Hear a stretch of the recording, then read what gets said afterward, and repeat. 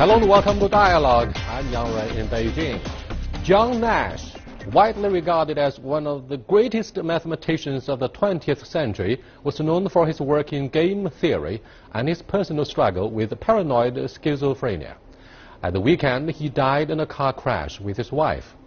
What is the intellectual legacy of John Nash? And how important was his work on game theory to the world? And how did schizophrenia affect John Nash, and how did he overcome it? To answer these questions, I'm happy to be joined by Mr. Brian Salter in the first part of the program, who is a broadcaster and journalist. But before we start the interview, let's look at this. A beautiful mind is gone. On May 23rd, John Nash, a Nobel Prize-winning U.S. mathematician, died in a car crash along with his wife in New Jersey. Known as brilliant and eccentric, he was associated with Princeton University for many years, most recently serving as a senior research mathematician. Nash won the Nobel Prize in Economics in 1994 for his work in game theory, which offered insight into the dynamics of human rivalry. It is considered one of the most influential ideas of the 20th century. The life story of Nash formed the basis of the Oscar-winning 2001 film A Beautiful Mind, in which actor Russell Crowe played the genius. Stunned, my heart goes out to John and Alicia and family, an amazing partnership, beautiful minds, beautiful hearts, Crowe said on Twitter. John has schizophrenia. Nash's life took a sharp turn in early 1959 when he began suffering from mental illness that caused him to resign from his faculty position at MIT. The schizophrenic delusions would end up affecting not only his career, but also his marriage to his wife Alicia, whom he wed in 1957. The couple divorced in the early 1960s, but remained in contact and remarried decades later in 2001. By the time Nash received his Nobel Prize, his delusions had decreased. I'm only here tonight because of you. You are the reason I am.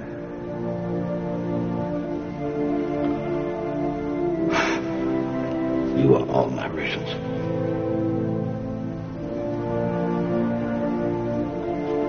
Thank you.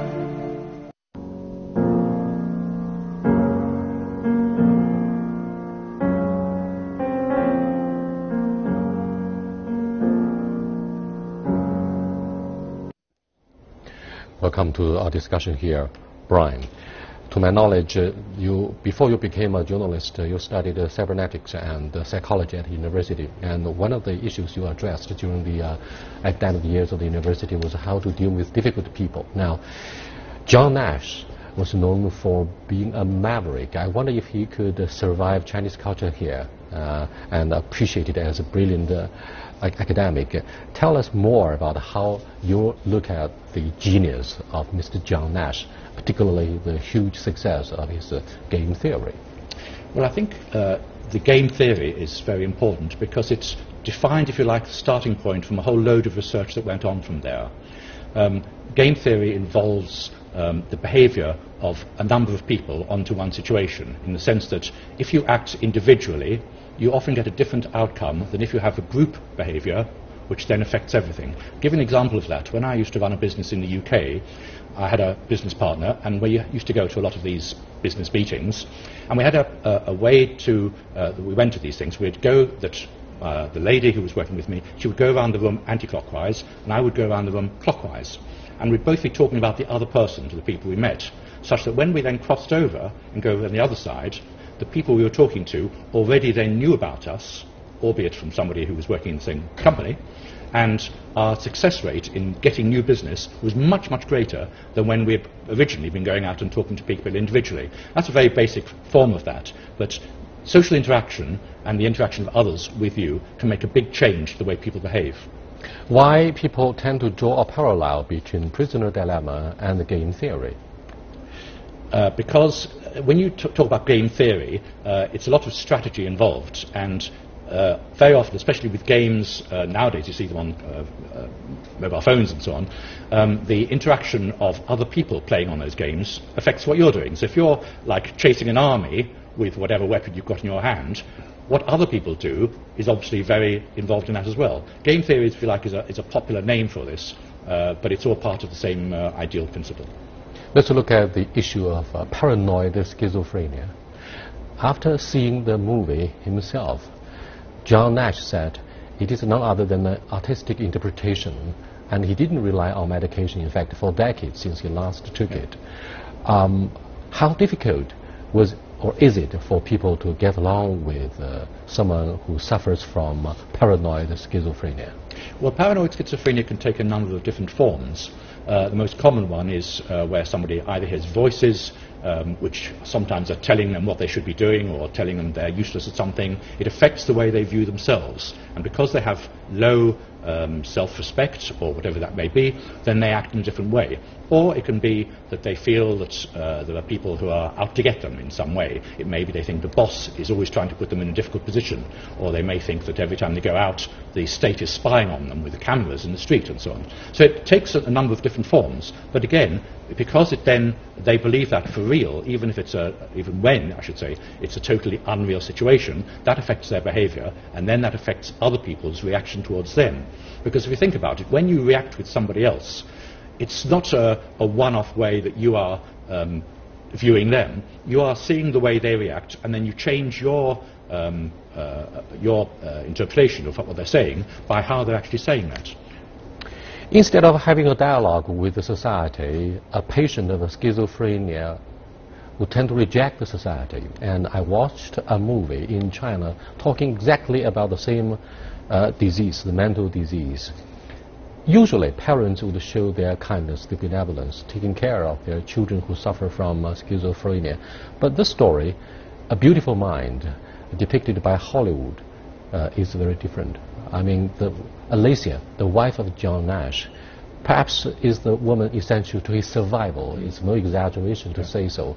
How do you look at the love story? Well, I'm not too familiar with the actual story of... I haven't actually seen the film yet.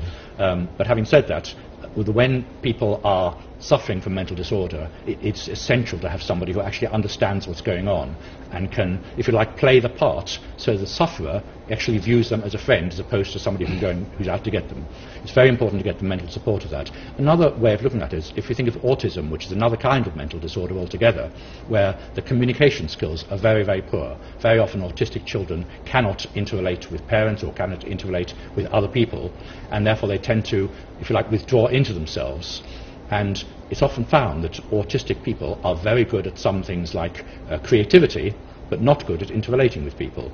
And therefore, if the carer can understand that and can, if you like, pick up on the creativity that they're exhibiting, there's a way of getting through that barrier. I was surprised that the Nashes, the couple, became mental illness advocates after their son.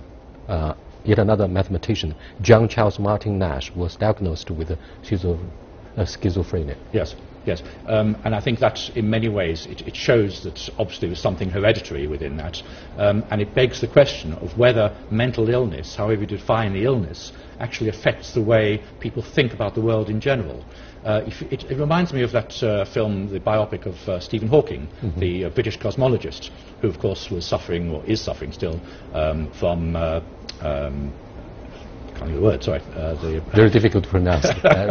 Very difficult to remember. But he was paralyzed and confined to the wheelchair for the rest of his life. Now, everybody agrees, is a genius the way he thinks about time, and he thinks about the universe in a way that nobody else thinks about. And maybe the fact that you have these people with what we see as mental aberrations is actually taking the human race forward in being able to think down paths they never thought of before. The last question is very much about teamwork. If there is such a teamwork between John Nash and those who cooperated with him in the same laboratory and the same office. Now, is it true, to a large degree, that those genius of mathematicians, genius of mathematics, would always find it difficult to cope with the society? They are the maverick, a guy with a very strong, a character that rejects the society. Very often people with mental disorders, many types of mental disorders, have great difficulty in communicating. And as you know, if people can't communicate, the receivers of that message are less likely to want to listen. And therefore you have a standoff situation where communication with somebody else is very difficult. That leads on to teamwork or lack of teamwork. And it's not surprising, for instance, that many companies nowadays put so much store by psychometrics. And in fact, in America, if you go for a new job interview, very often that involves a psychometric test to see if you will fit in with the rest of the team. Because very often it's very important to be able to fit in with a team if you're trying to move forward as that team and achieve something which you wouldn't be able to achieve on your own. Thank you very much for briefing us on capital problems as well as issues of psychology concerning the success of a genius such as John Nash, who was killed along with his wife last weekend in a car crash. I'll see you in a few minutes. Please stay with us. Welcome back. People look at the genius of persons like John Nash from different angles. What do you think of his choice of a right woman in the right time who is essential to his survival? Alicia, who was killed along with him, tributes go to them. Of course, condolences from around the world, from Hollywood and academia, all went to the family of the couple. I'm sorry for the killing, but what do you think of the choice of the right woman? That's in itself is indeed a miracle, right? Oh yeah, I mean, behind every great man, Young Ray, is obviously a great woman, and certainly she was that. Now, they did divorce. I mean, the stigma of mental health, and did get remarried, but the stigma of mental health and the issues that she had to probably suffer at a very unpopular and very unknowing time was probably too much for her to bear. But during that entire time, she did let him reside together with him. So they did divorce, and the marriage wasn't working because of the mental illness. But for her to be a part of that, and then her son then to eventually have this disease as well, is astonishing. Nash didn't shoot to film until the release of the Hollywood movie A Beautiful Mind, despite the huge success of his academic research on game theory, so to speak. What do you think of the touching story of A Beautiful Mind? Well, I think if I can look at that is from a Chinese point of view, the tolerance, the society can tolerate such a person, such a genius. Is that tolerance or a story of love? Well, I'm just talking about it if I look at the most significant portion of Nash's life. Right? Without tolerance of his wife, the society, the Princeton University, he will not be able to live such long and eventually get today. We should have used the subjunctive mood to describe what would have happened without her, without the assistance of the wife, who chose to stay with someone who was obsessed with a paranoid schizophrenia. Schizophrenia. No, absolutely, Young Ray. And I mean, I think that you're right. It is a love story. It is a story of tolerance, like Liu Ke said. I think that and that's what it's about. It's about love and it's about tolerance, which is a message that needs to get across. It's easy for people to understand when you're physically broken and when you physically have a broken leg or a broken arm. Everyone can envision it. Everyone can understand even cancer that might be underneath the skin. But when you have a mental illness, this is what hasn't been addressed in a lot of societies, whether it's Chinese society or not. And I think that what the lesson, the takeaway is that this is something that's as bad as cancer and more devastating, because you don't get the sympathy from your friends, from your relatives, but you have to try to deal with it. So I think it's a story of tolerance, it's a story of love, and it is a story to try to grapple with something very unpopular. Mental health issues are extremely unpopular, and no one wants to talk about them. And I think that with John Nash's death and with his wife's death today, that we can celebrate that we've maybe made a step further in dealing with mental health issues, that we're not so far apart from each other as human beings. To put it in a nasty way, some people suggest that, in fact, many of us have some kind of a mental disorder, have some kind of a psychological disorder, but they are hesitant to see a doctor. Well, let's come back to examine yet another issue, the prisoner dilemma, arising from the theory of a Nash equilibrium.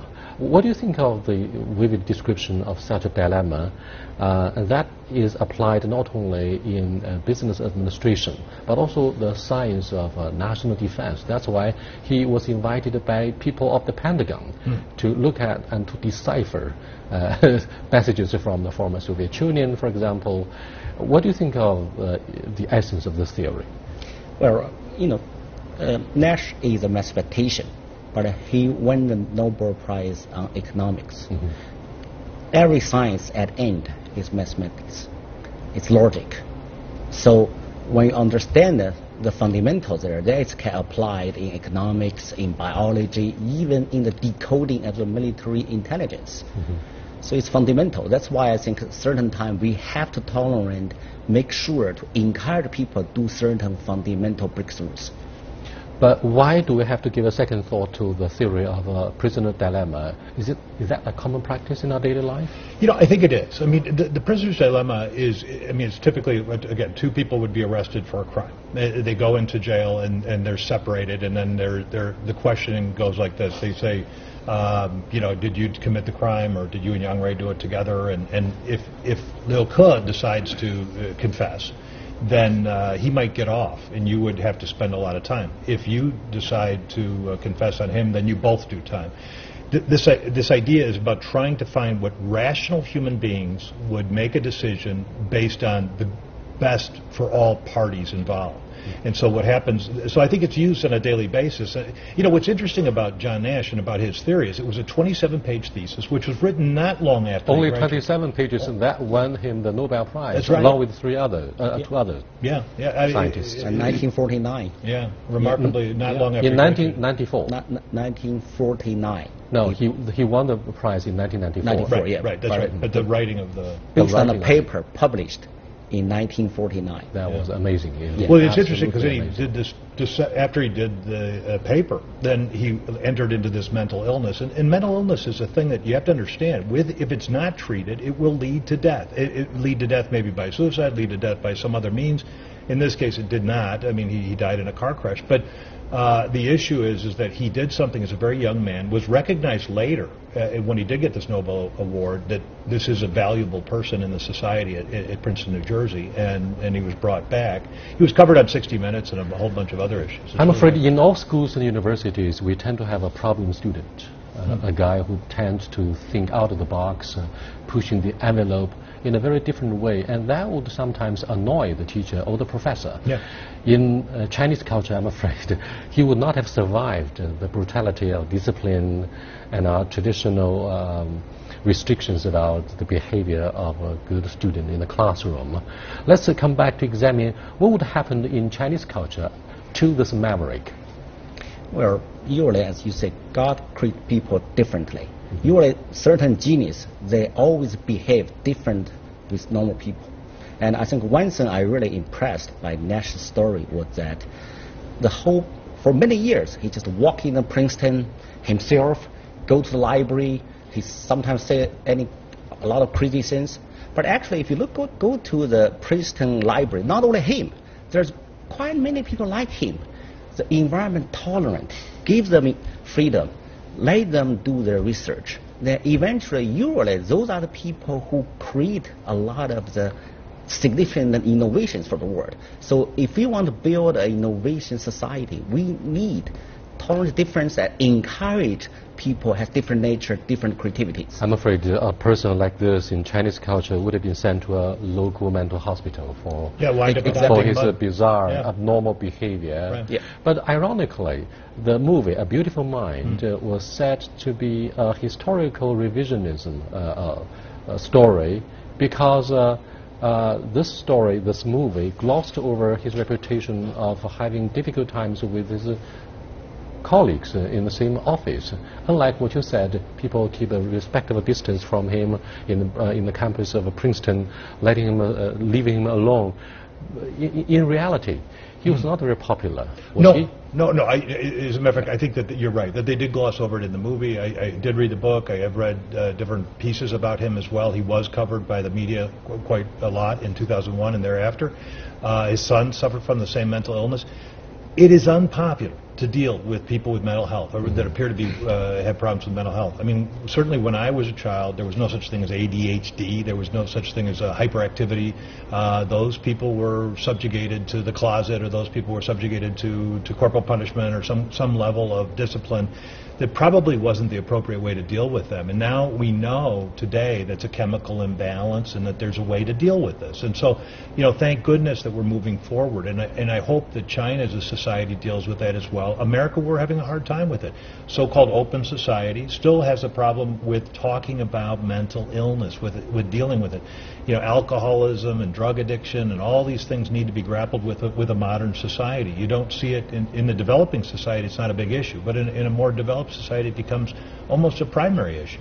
Who is the most important guarantee for the success, academic success of John Nash? His wife, the institutes within which he worked, or the general culture of the United States that encourages independence, critical thinking, and the strong personality itself? Which one comes across as the most important condition that guarantees his success by the end of the day? Because as you have said, mental illness could be a big problem. Oh, yeah. It could be a tip of the huge iceberg. Well, you know, I think in my own mind, and maybe Liu Ke has a different opinion, but I think it's a question of his stick-to-itiveness. Now, I've seen him interviewed, and what he's saying is, in essence, and I'm not a scientist, I'm a lawyer, but he's hearing voices in his head, and what he's trying to say is, these voices don't rule me, that actually I'm going to dismiss these voices. And they do it through a sort of dramatic character where you can actually see people in the movie, but these are voices that are in his head. And he's trying to take control of it. What I think is the success there is actually where he is, you know, trying to work at it himself. He's healing it himself. I think largely he was ostracized by Princeton until he did receive this award. Largely he was ostracized by his own family. His wife divorced him. She did stay with him. She did go with it, but that was all that he had at that point in time. Is it the American society? Hard to say. I don't think so. I think it was his own. So you think the most important factor comes from within, not from the society? Even his wife, he chose not to commit suicide and end his own life. Instead, he was just thinking and talking to himself. Well, I think there's 8% of chance for this kind of illness can be recovered, but it needs certain condition too. I think the whole tolerance of society, also part of his wife, and also I think he's still doing research over the years, and also actually after he got the news of winning the Nobel Prize, he completely recovered. He completely recovered in later stage of his life. But go back to, I think, if you look at his theory, it's mathematician, but the most important part, I guess, why he's win the Nobel Prize of Economics, because his theory is the fundamental of the marketing economy, right? So although different people have different motivations, but when you get equilibrium, everybody maximize their gain. That's really why his theory has most significant impact on economics. Yes, indeed. His success is based on a point of equilibrium. Equilibrium. That's right. But it's difficult to define and explain. Let's look at the early story of Chen Jingrun, yet another famous mathematician. But he was the headline-making name and household name in the early 1980s. Yes. I'm wondering, Liu Ke, to be honest, I don't know if such a bizarre personality and individuality would be able to survive the current Chinese culture. I wonder if you can share with me my confusion about the story of Chen Jingrun. He managed to survive the indifference of the society and was looked after by the government, and therefore he solved one of the most difficult mathematical issues. Yeah. Well, I think most people in our generation read that famous literature about him, and a lot of people actually go to science because the motivation of that very famous. He inspired thousands of brilliant university students to undertake work about mathematics. Yeah, but I was really today I still feel sad about him, because after everybody in China knows him, that he actually later he go to try to squeeze into the bus because he's weak. Somebody push him down there. He basically get a whole sickness. So I wish Nash actually at the end he's recovered. He win Nobel Prize. That he gives speeches. He's influenced more people. I wish our society can also have this kind of tolerance, and also I wish Chen Jingrun could live longer. That can inspire more people to go to science, go to innovation. Again, we have to use the subjective mood. You wish he could have lived longer with the understanding and help from the society at large. Right. Yeah. No, and just to follow on Liu Ke said, is that he recovered. But what I want to point out is that anyone with mental health problems. It's a constant struggle. I mean, meaning that he was able to function at a very good capacity, but I think that it was a constant struggle. I don't think that there's all of a sudden you flip the switch and you don't have cancer anymore. All of a sudden you flip the switch, you don't have mental health issues anymore. You always have that. I think that he was struggling with it and he was able to function in the society. And so I think that that's a small difference. You don't totally recover. He's won the battle on a daily basis with functioning. And this is what Lehman was saying, which is that allowed him to give a message. Game theory was great, but I think that the issue about mental health and the issue that people can function in the society and overcome these issues is really a great one as well, almost as good as the game theory and equilibrium theory, for sure. Let's look at a linguistic problem, the issue of translation. Now, game is translated into Chinese like 博弈, and that somehow surprised me because 博弈 actually means the behavior of strategic decision making, and also it's about dynamics in human rivalry. Game needs to depend on a set of rules. We are talking about game rules. So when we look at the academic implications and their application in geopolitical issues, what do you think of the translation itself? It's about the game. Well, I think the whole universe is an equilibrium. I think the reason they use game theory, the Chinese translate to 博弈论 is basically, yes, there's competition, but at the end, people should all try to maximize each individual's maximize their interests and reach the equilibrium. So basically, you don't want to try to control the natural equilibrium. Natural law is beauty. Don't try to put too much in human beings interfere.